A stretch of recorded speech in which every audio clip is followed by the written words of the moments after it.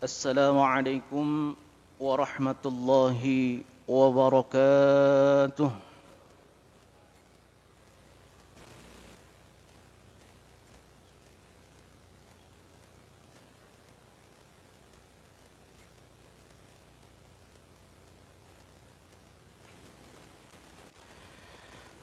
Alhamdulillah.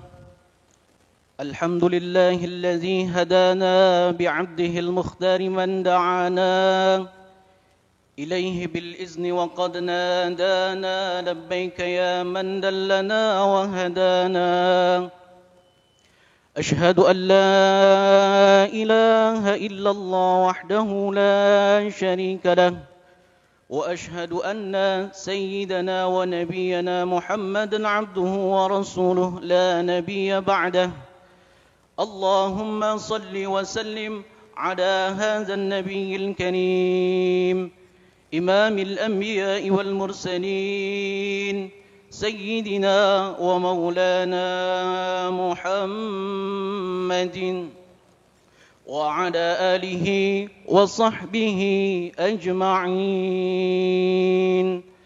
أما بعد فيا عباد الله أوصيكم وإياي بتقوى الله وطاعته لعلكم تفلحون وقال تعالى يا أيها الذين آمنوا اتقوا الله حق تقاته ولا تموتن إلا وأنتم مسلمون صدق الله العظيم. Ma'asyiral muslimin, jamaah salat Jumat Masjid Jami' Al-Mubarakah yang dirahmati dan disayangi oleh Allah Subhanahu wa taala. Melalui mimbar khutbah yang mulia ini, izinkanlah al-fakir yang dhaif ini mengajak diri pribadi dan juga para hadirin jamaah sekalian untuk sama-sama kita meningkatkan kualitas iman dan takwa kita kepada Allah Subhanahu wa taala. Yakni kita berusaha dan berupaya semaksimal mungkin menjalankan apa yang diperintahkan oleh Allah Subhanahu wa taala. Dan juga kita berupaya semaksimal mungkin untuk meninggalkan apa yang dilarang oleh Allah Subhanahu wa taala. Mudah-mudahan dengan bekal takwa dan iman kepada Allah Subhanahu wa taala kita tergolong hamba-Nya yang selamat baik di dunia maupun di akhirat kelak. Dan juga kita berharap kepada Allah Subhanahu wa taala mudah-mudahan dengan iman yang ada dalam diri kita, mudah-mudahan saat Allah menjemput ajal kita, saat malaikat maut mencabut nyawa kita, mudah-mudahan kita semua mati dalam keadaan husnul khatimah. Amin ya rabbal alamin. Ma'asyiral muslimin, jamaah salat Jumat yang dimuliakan Allah Subhanahu wa taala. Dalam kehidupan ini ada kalanya hal-hal yang terlihat begitu jelas sehingga kita bisa memahami dan memaknai hal tersebut. Namun ada pula hal-hal yang tidak terlihat, yang tersembunyi sehingga kita sulit untuk memahami hal-hal tersebut. Jika Allah merahasiakan akan sesuatu hal, maka pasti Allah memiliki tujuan tertentu dan maksud yang sangat jelas.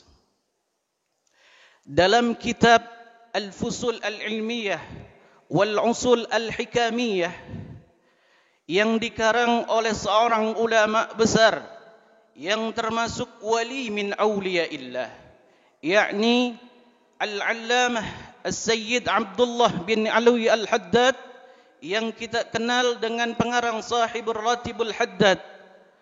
Dalam kitab tersebut bahwasanya Al-Imam Ali Zainal Abidin mengatakan bahwasanya Allah menyembunyikan 3 perkara dalam 3 perkara.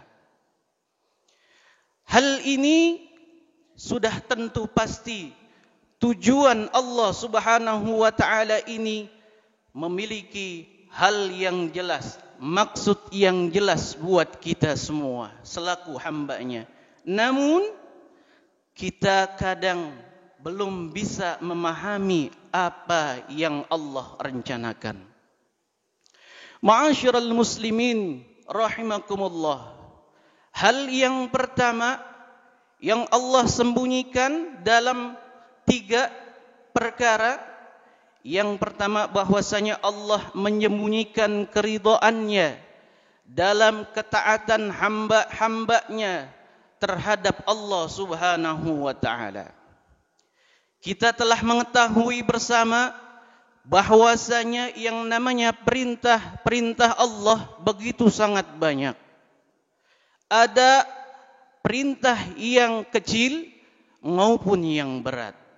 Ada yang ringan maupun yang besar.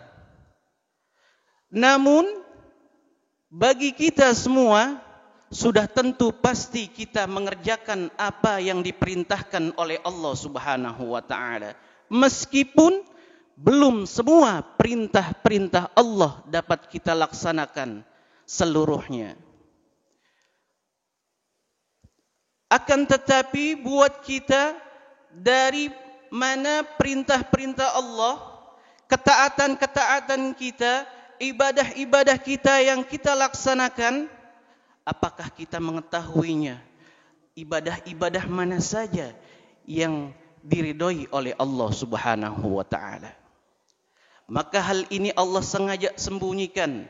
Allah tidak tampakkan keridhaannya dalam ketaatan hamba-hambanya kepada Allah Subhanahu wa taala.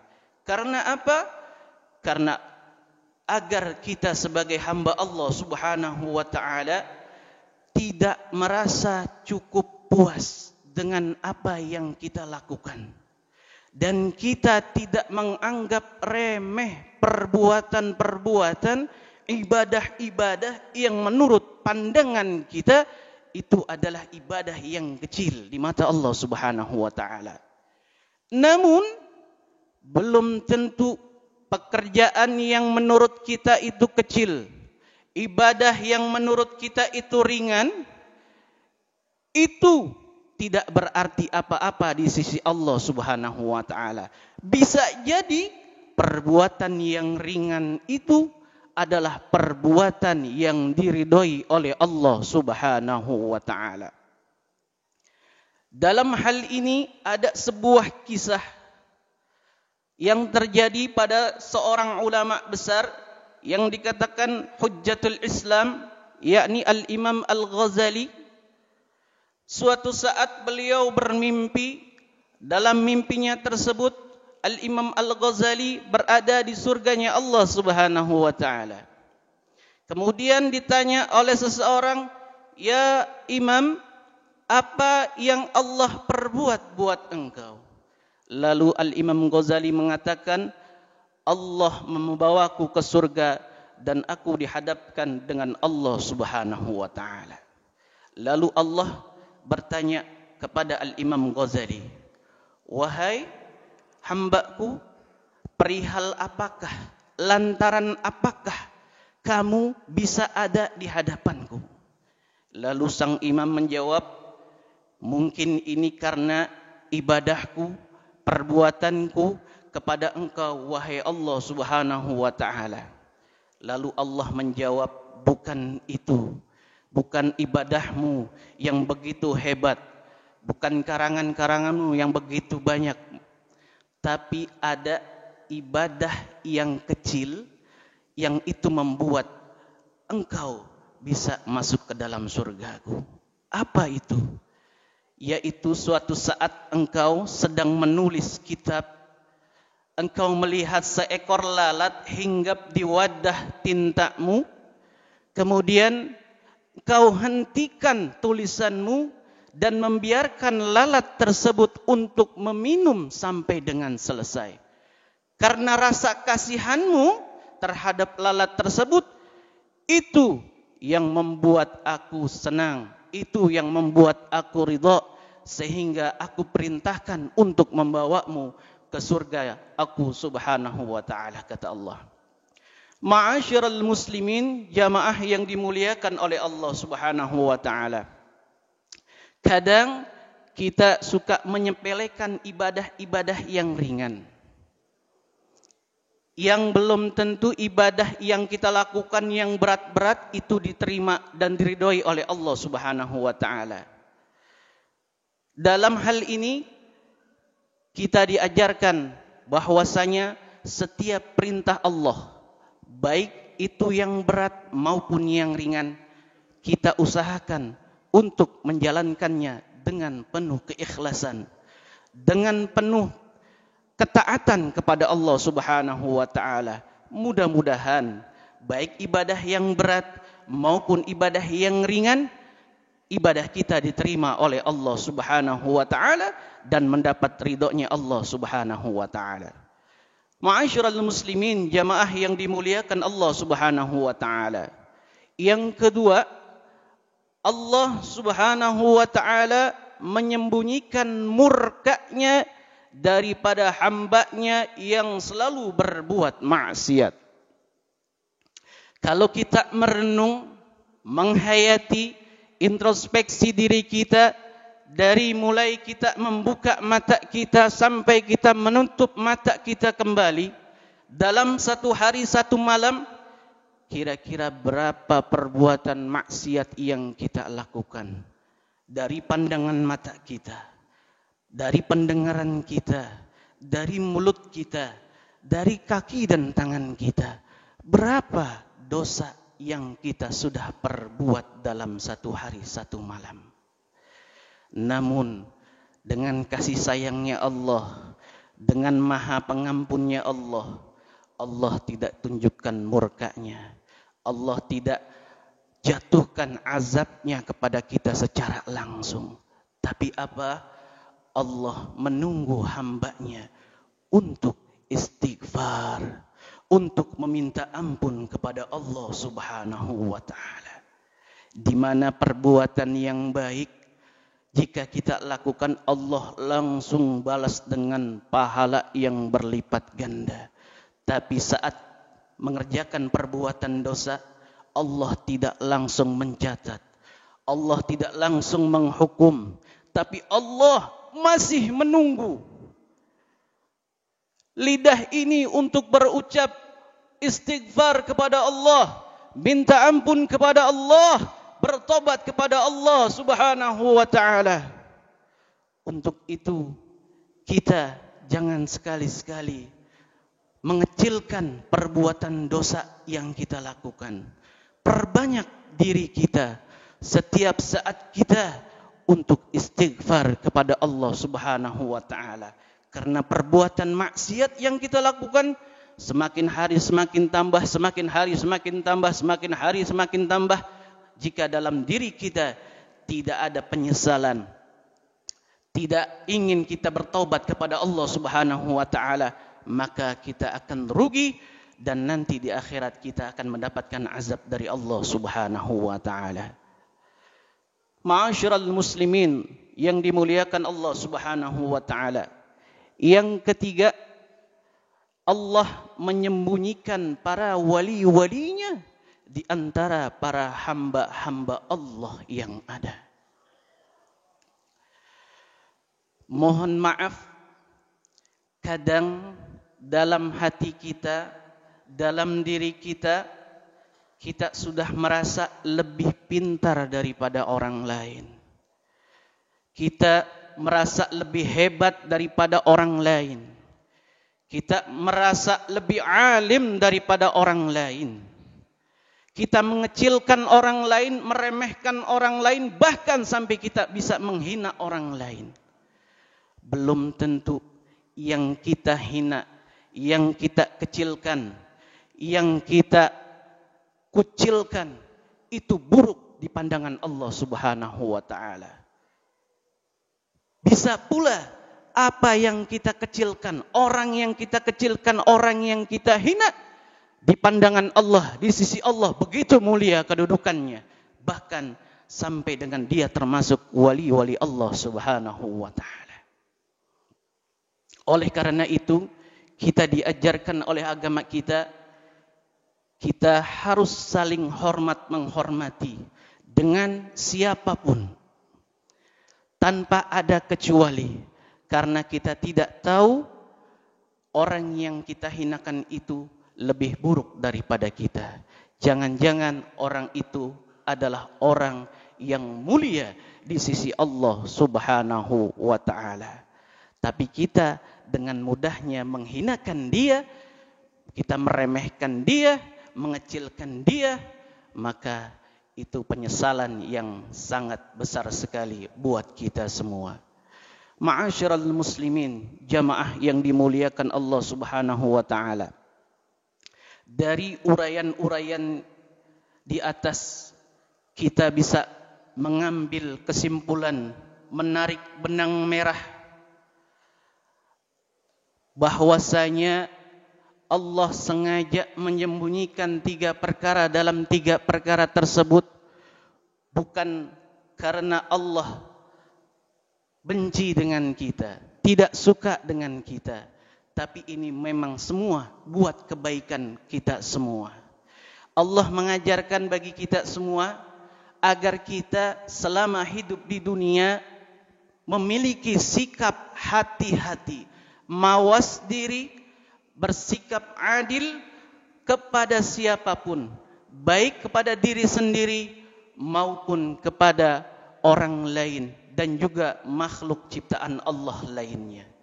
Mudah-mudahan khutbah yang singkat ini ada yang kita resapi, kemudian kita amalkan, kita aplikasikan dalam kehidupan sehari-hari.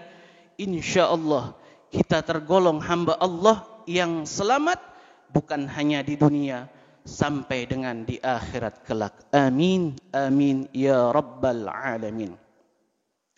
A'udzu billahi minasyaitonir rajim.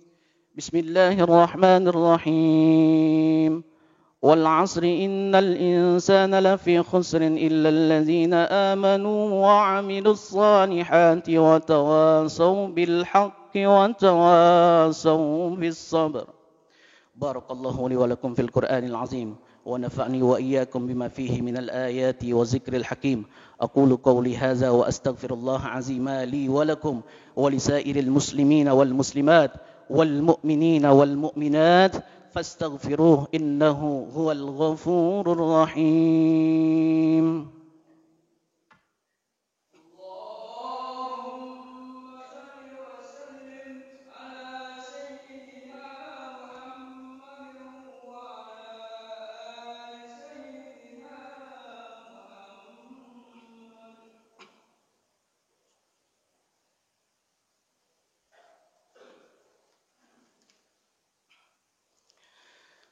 الحمد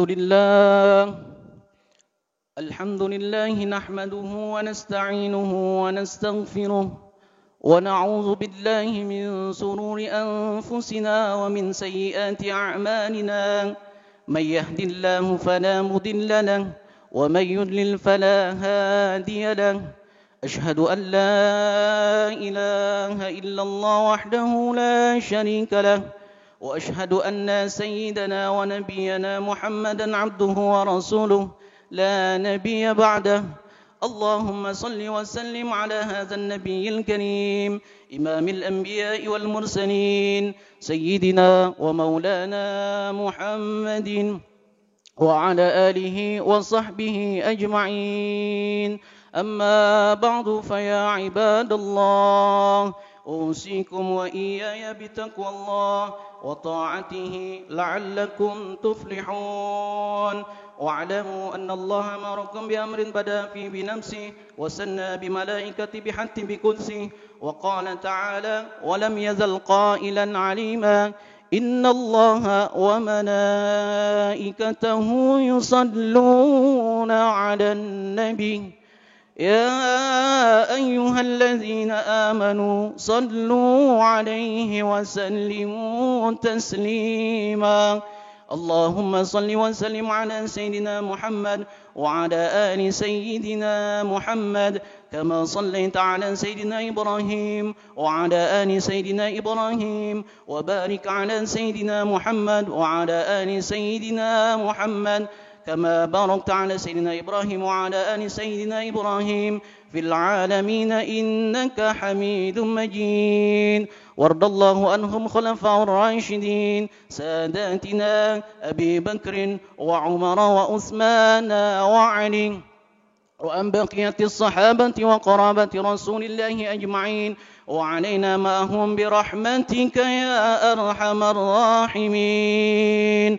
اللهم اغفر للمسلمين والمسلمات والمؤمنين والمؤمنات الأحياء منهم والأموات إنك سميع قريب مجيب الدعوات يا قاضي الحاجات. ربنا هب لنا من أزواجنا وذرياتنا قرة أعين واجعلنا للمتقين إماما.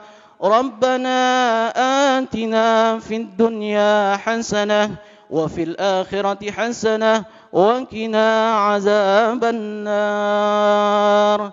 عباد الله إن الله يأمرنا بالعدل والإحسان وإيتاء ذي القربى وينهى عن الفحشاء والمنكر والبغي يعظكم لعلكم تذكرون فاذكروا الله عظيما يذكركم فاسألوه مما يؤتيكم ولذكر الله أكبر والله يعلم ما تصنعون. أقم الصلاة.